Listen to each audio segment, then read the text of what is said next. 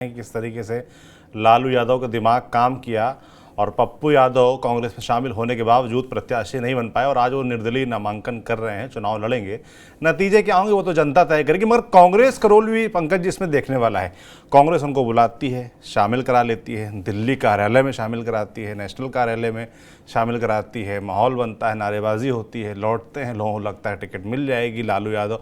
और बड़े बड़े शीर्ष नेतृत्व, मतलब प्रियंका गांधी से बातचीत, राहुल गांधी से बातचीत, इतने बड़े बड़े नेता प्रॉमिस कर रहे हैं और टिकट नहीं दिलवा पाते हैं। और अब जब वो निर्दलीय लड़ रहे हैं तो वहाँ भी पूरी तरीके से हाथ खींच लिए हैं। तो इसके पीछे आप क्या मानते हैं, क्या इससे कांग्रेस की जो बिहार यूनिट है या जो बिहार कांग्रेस है वहाँ पर कांग्रेस के लेकर जो परसेप्शन है जनता के बीच भी उसको डेंट लगेगा?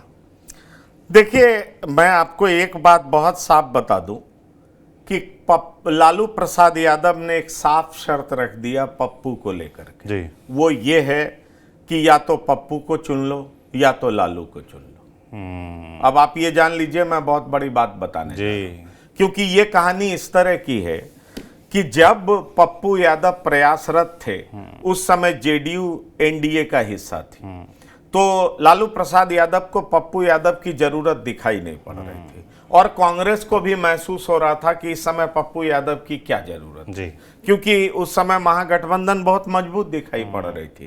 कांग्रेस के भी प्रदेश अध्यक्ष बहुत ज्यादा पप्पू यादव को लेने में इंटरेस्टेड नहीं थे। लेकिन आप देखें कि जब जेडीयू निकल गई और जेडीयू जब निकल गई और उसी समय राहुल गांधी की यात्रा हुई और सुरेंद्र मोहन जो कि बिहार के प्रभारी थे उनसे भी बातचीत चल रही थी। जब राहुल गांधी बिहार की यात्रा करने आए और पूर्णिया पहुंचे तो पप्पू यादव ने जिस तरीके से उनका वेलकम किया, सीमांचल में उनका वेलकम किया, उसके बाद ये डील लगभग तय हो गई थी कि पप्पू यादव, लगभग क्या पूरे तरीके से तय थी कि पप्पू यादव अपनी पार्टी का विलय कांग्रेस में कराएंगे और उसके बाद वो कांग्रेस के प्रत्याशी के तौर पर पूर्णिया से चुनाव लड़ेंगे। जब पप्पू यादव की नहीं चली, वो कांग्रेस में आ भी गए, प्रचार भी करने लगे, लेकिन इसी बीच लालू प्रसाद ने पूर्णिया से बीमा भारती को उतार दिया। अति पिछड़े समाज से बीमा भारती आती हैं। अति पिछड़ों को सेट करने के लिए और एक सोशल इक्वेशन बनाने के लिए लालू प्रसाद ने बीमा भारती को रुपौली से उतार दिया। याद करिए कि उस समय लालू प्रसाद और तेजस्वी यादव दिल्ली पहुंचे हुए थे, वार्ता चल रही थी। आपको याद होगा कि जिस तरीके से बड़े नेताओं के घर में वार्ता चल रही थी और इसी बीच पप्पू यादव का जब नाम तेजी से मीडिया से लेकर के कांग्रेस और आरजेडी के बीच वार्ता में उभर रही थी, तो लालू प्रसाद ने क्या किया, बीमा भारती को इशारा कर दिया और बीमा भारती ने सिंबल के साथ फोटो रिलीज कर दी। बीमा भारती ने यह डिक्लेयर कर दिया कि हमें तो सिंबल भी मिल चुका है। अब जब पप्पू यादव ने 2 तारीख को डिक्लेयर किया था कि वो 2 तारीख को नामांकन करेंगे, फिर भी पप्पू यादव को यह आस बंधाई जा रही थी कि लालू प्रसाद से कांग्रेस का शीर्ष नेतृत्व तो बात करेगा और उनको समझाएगा। लेकिन आप याद करिए तेजस्वी यादव क्या कह रहे थे, हमारी यहां बातचीत होगी और हम पटना जाकर के अधिकृत तौर पर उम्मीदवार की घोषणा करेंगे। अब आप ये सोचिए कि पटना आकर के उन्होंने घोषणा तो की, लेकिन अपने कई उम्मीदवारों की घोषणा तो वो पहले ही कर चुके थे। औरंगाबाद से कौन लड़ेगा, बक्सर से कौन लड़ेगा, गया से कौन लड़ेगा, जमुई से कौन लड़ेगा, ये सारी बात तो वो पहले ही कर चुके। इसमें दिल्ली आकर के और फिर कहना कि हम पटना जाकर के अधिकृत तौर पर घोषणा करेंगे, उसका मतलब क्या था? पटना आए और कह दिए कि 9 सीटें हम ये सीटें दे रहे हैं, उसमें पूर्णिया का कहीं नाम नहीं था। कांग्रेस ने फिर एक बार पप्पू से संपर्क साधा और कांग्रेस के शीर्ष नेतृत्व ने कहा कि हम बात कर रहे हैं, हम उनको समझाएंगे, आप धीरज रखिए। और पप्पू यादव ने इस बीच क्या फैसला लिया कि 2 के बदले 4 तारीख को वो नामांकन करेंगे।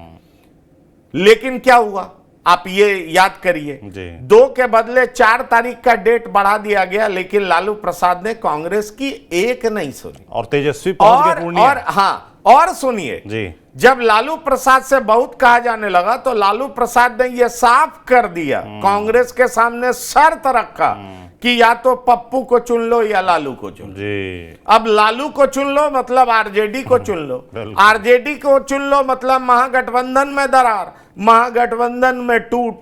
ऐसे में कांग्रेस के आगे कोई चॉइस ही नहीं बचा था। इसलिए पप्पू यादव आज नामांकन करने चले गए, लेकिन कांग्रेस लालू प्रसाद के सामने पूरे तरीके से सरेंडर कर गई। प्रियंका गांधी और राहुल गांधी की बातों का कोई महत्व तो नहीं रह गया। मजेदार बात ये देखिए कि ये सिर्फ पप्पू यादव के साथ नहीं हो रहा है, ये कन्हैया कुमार के साथ भी हो रहा है। आज मेरे पास जानकारी आई है कि कन्हैया महाराजगंज से नहीं लड़ेंगे। अच्छा, अब देखिए महाराजगंज से कौन उम्मीदवार होगा, तो महाराजगंज से उम्मीदवार अखिलेश प्रसाद सिंह के सुपुत्र आकाश सिंह होंगे। अच्छा, अब सोचिए, परिवारवाद में जो पार्टी इस तरीके से फंसी हुई हो कि अपनी जीत हार को साइड करके अपने परिवार को आगे बढ़ाने में तुली हुई हो कि पार्टी हारे तो हारे लेकिन मेरा बेटा आगे रहे, तो आप समझ लीजिए कि परिवारवाद हावी है या नहीं है। ये सवाल तो बार बार उठता है ना कि परिवारवाद किस तरीके से जी। अब आप कोई कहे एनडीए से तुलना करना, ठीक है, एनडीए के भी कई पुत्र मैदान में हैं, लेकिन क्या एनडीए इस शर्त पर किसी को उतार दे रही है कि आप हारते रहिए, आप फलाने मंत्री के बेटे हैं, आप हारते रहिए फिर भी आपको टिकट मिलता रहेगा, आप कमजोर उम्मीदवार रहिए फिर भी आपको टिकट मिलता रहेगा। एनडीए में सबसे बड़ा फैक्टर क्या है? विनेबिलिटी। और यहां पर तो निश्चित तौर पर जो प्रोफेशनलिज्म एनडीए दिखाती है उसके सामने तो महागठबंधन में ऐसा दिखता नहीं है जी। वो साफ नजर आता है कि महागठबंधन किस तरीके से परिवारवाद की चपेट में अपना नुकसान स्वयं कर रहा है। एक बार फिर मैं क्लियर कर दूं कि ऐसा नहीं है कि एनडीए में परिवारवाद नहीं है। कई लोगों के सुपुत्र चुनाव लड़ रहे हैं, कई लोगों के रिश्तेदार चुनाव लड़ रहे हैं। एनडीए के घटक दल में तो चिराग पासवान के बहनों ही चुनाव लड़ रहे हैं और उनका भी विरोध हो रहा है। जमुई में जबरदस्त विरोध हो रहा है। सवाल कई पूछे जा रहे हैं कि आप नए प्रत्याशी को ला रहे हैं और उन कार्यकर्ताओं का क्या जो चिराग के लिए इतने सालों से पसीना बहा रहे हैं। ये बात पूछी जा रही है और चिराग के लिए ये इसका जवाब ढूंढना आसान नहीं हो रहा है।